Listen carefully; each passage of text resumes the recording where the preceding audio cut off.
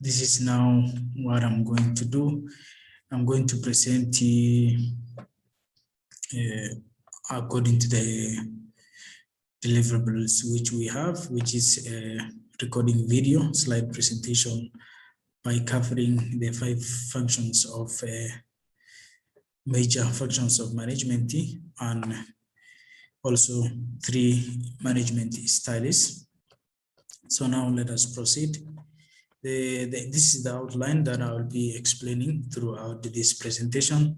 I'll be covering what is management, what are the 5 major functions of management, and also what are the 3 management styles that managers use throughout their work. So now this is the first slide, which will cover what is the management. So management is the act of controlling, for instance, a company's employees, resources means financially, and also other activities surrounding on that company. So that is how, or the function of management. So now what are the 5 major functions of management? So as we know, management is, theory has 5 functions, which are planning, organizing, and staffing, leading, as well as controlling. So now we'll be diving one in one, and we are going to start. I'm going to start explaining about planning. So planning is the process used to set guidelines, strategies, which will lead the organization to achieve its projects. And also planning, it involves forecasting, can be described or as predicting what the future of the company will be look like, whereas planning also predicts what future should be. So this planning involves many different areas in the way that you plan and think about how this organization or this company will be in the future or in the next coming 10 to 5 years, depending on the the timelines that you have. So now let us go to the next slide, which is explaining organization or organizing.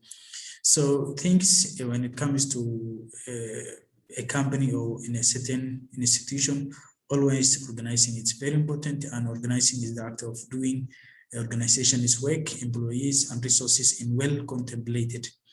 So organizing also, it involves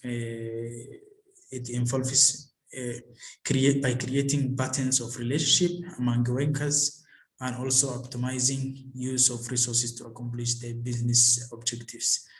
So now let us go to the next slide, which is about staffing. Staffing means creating employees for the company.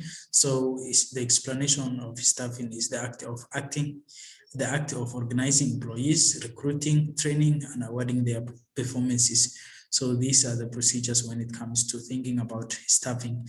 So staffing also is a function of employees recruitment, screening, selection, performed within organization or business to fill job opening, and also other areas of employment which might be handled by staffing department, such as orientation, training, retention, and also termination. So these are what involves when it comes to staffing. So now let us go to the next slide, which is explaining about leading. So leading is the act of managing, directing, and guiding the employees and the resources in order the company to achieve its desired goals in the future. So managers lead their organization and also can vary their style and approach of achieving the desired outcomes.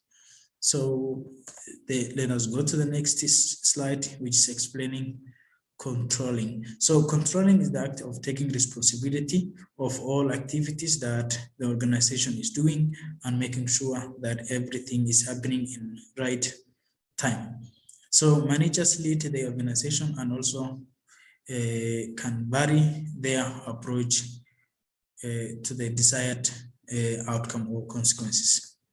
So now let us go to the next slide, which is about what are the 3 styles of management. The first style is directing, the second style is discussion, discussing, and the third style is delegating.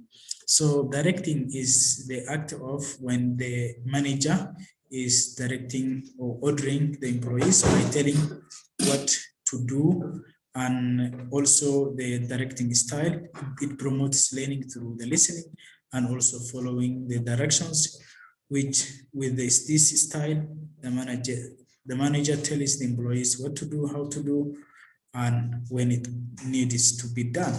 So even myself, I would not encourage this directing style when it comes to every time, but directing style can be used when the staff is new to the company or to the institution, but it should not, would not encourage, because there will not be many innovations, there will not be many improvement in terms of the staff. So now let us go to the discussion, what it says about discussion.